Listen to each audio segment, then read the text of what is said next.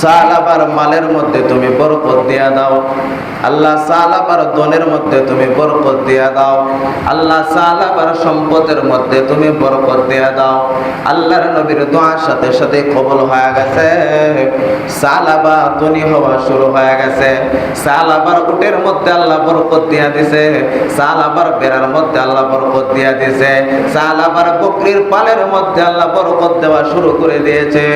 এমন বরকত শুরু হয়ে গেছে, সালাবার বকরির পাল বেড়ে গেছে, সালাবার উটের পাল বেড়ে গেছে, সালাবার দুম্বার পাল বেড়ে গেছে। এখন মদিনা শহরে সালাবার থাকা আর সম্ভব নয়। সালাবা কি করলেন? এই বকরির পাল নিয়া, উটের পাল নিয়া, তার বেড়ার পাল নিয়া মদিনা শহর থেকে দূরে কোথাও চলে গেলেন। সেখানে তিনি বসবাস করে আর সেই সম্পদগুলি রক্ষণাবেক্ষণ করে সেখান থেকে আয়েশা শুধু মসজিদে নববীতে নবীজির পিছনে জোহরের নামাজ আর আসরের নামাজ পড়ে, আর বাকি ওয়াক্তের নামাজ নবীজির পিছনে পড়তে পারে না, সম্পদের ব্যস্ততায়। এরপরে আরো কিছুদিন যাওয়ার পরে সালাবার সম্পদের মধ্যে আল্লাহ আরো বরকত দিয়ে দিয়েছে। বরকতের কারণে সালাবা মদিনা শহরেই থাকতে পারে নাই। এই সম্পদের কারণে তিনি আরো দূরে চলে গেলেন, গ্রামে কোথাও চলে গেলেন। সেখানে তিনি বসবাস করেন। সেখান থেকে শুধু সপ্তাহে একদিন জুমার নামাজটা মসজিদে নববীতে এসে পড়ে, আর 5 ওয়াক্ত পাঁচজাগানা নামাজ তিনি সেখানেই পড়ে নেয়। মসজিদে নববীতে আসার কোনো সুযোগ হয় না, সময় পায় না। ব্যস্ততা, কিসের ব্যস্ততা? সম্পদের ব্যস্ততা। তার সম্পদের কারণে মসজিদে নববীতে আসা 5 ওয়াক্ত নামাজ পড়বে সুযোগটা পরিমাণ হয় না। তখন এইভাবে চলতেছিল। আরো কিছুদিন যাওয়ার পরে সালাবার সম্পদের মধ্যে আল্লাহ আরো বরকত দিছে, এমন বরকত দিছে সেখানেও তিনি থাকতে পারে নাই। সেখান থেকে তিনি আরো দূর চলে গেছে।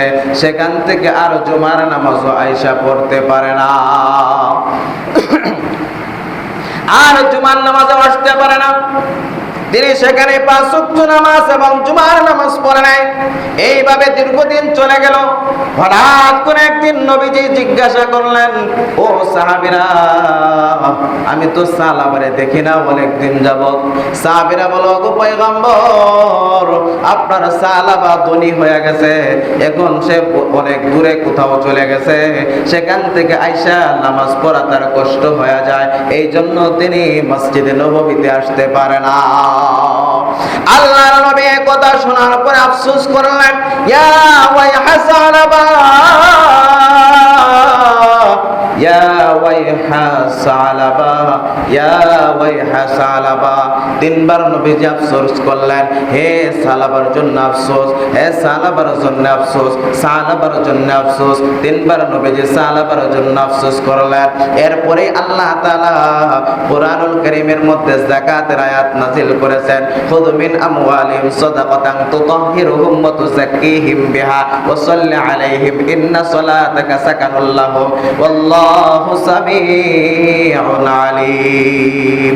আল্লাহ রাব্বুল আলামিন যাকাতের আয়াত নাযিল করে দিলেন। আল্লাহর নবীকে বললেন, ও পয়গম্বর, আপনার ধনী ধনী সাহাবী যারা, তাদের কাছ থেকে যাকাত উসুল করেন। যাকাতের মাল উসুল করলেন। উসুল করার জন্য নবীজি কিছু সাহাবীকে যিনি যুক্ত করে দিলেন, এ তুমি যাইবা, তোমরা যাকাতের মাল উসুল করবা।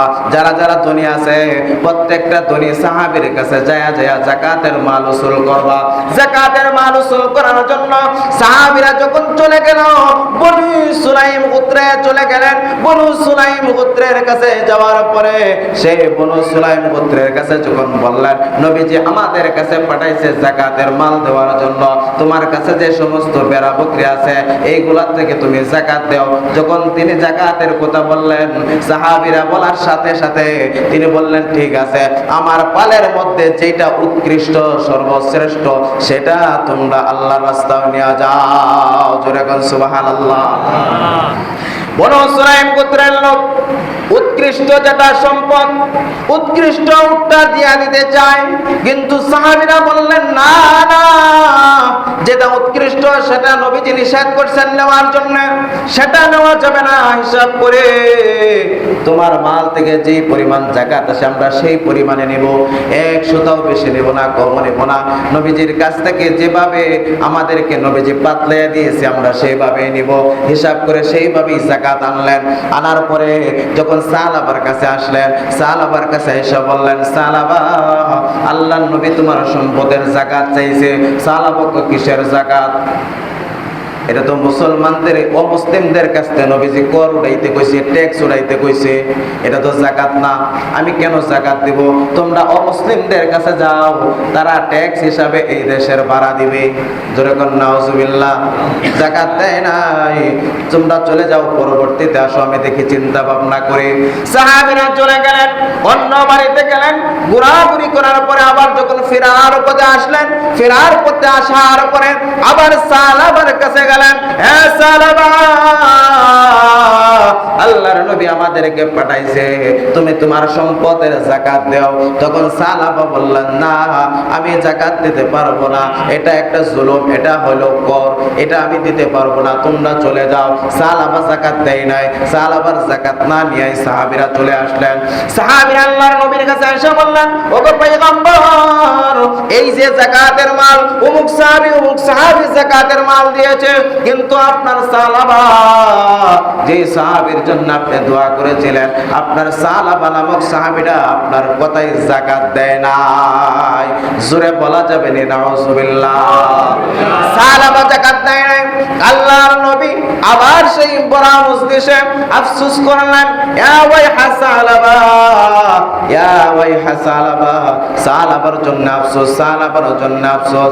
আল্লাহর নবী তিনবার আফসোস করলেন, সাহাবার জন্য আফসোস করলেন আর চোখের পানি ছেড়ে দিলেন। ওই মজলিসে সাহাবার মামা ছিল উপস্থিত। সাহাবার মামা এখান থেকে দৌড় দিয়া বাড়িতে চলে গেছে।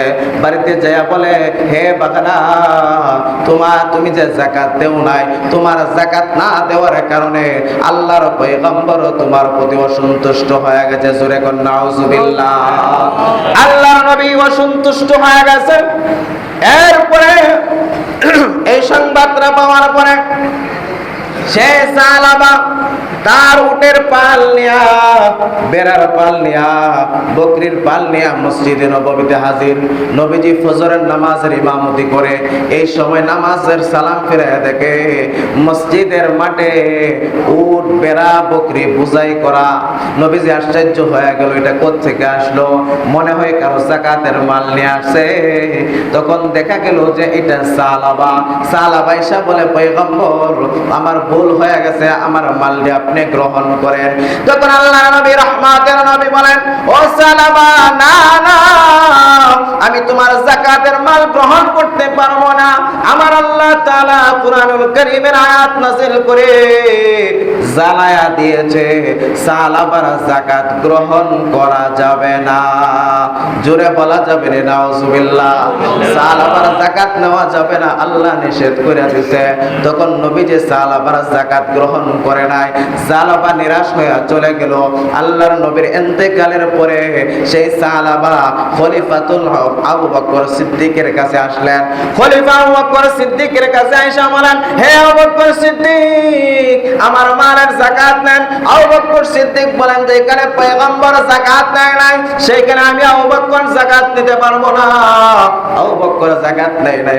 আবু বকর ইন্তেকালের পরে ওমর ইবনুল খাত্তাব রাদিয়াল্লাহু তাআলা আনহুর কাছে আয়েশা বলেন, হে ওমর, আপনি আমার মালের যাকাত নেন। ওমর বলেন, যেখানে নবী নেয় নাই, যেখানে আবু বকর নেয় নাই, সেখানে আমি ওমর তোমার মালের যাকাত নিতে পারবো না। এবং কি উসমান গনি রাদিয়াল্লাহু তাআলা আনহুর কাছেও বলছেন, উসমান গনি বলে না, যেখানে নবী যাকাত নেয় নাই, আবু বকর যাকাত নেয় নাই, ওমর যাকাত নেয় নাই, সেখানে আমি উসমান গনি যাকাত নিতে পারবো না। এবং কি উসমান গনির আমলে তার ইন্তেকাল হয়েছে।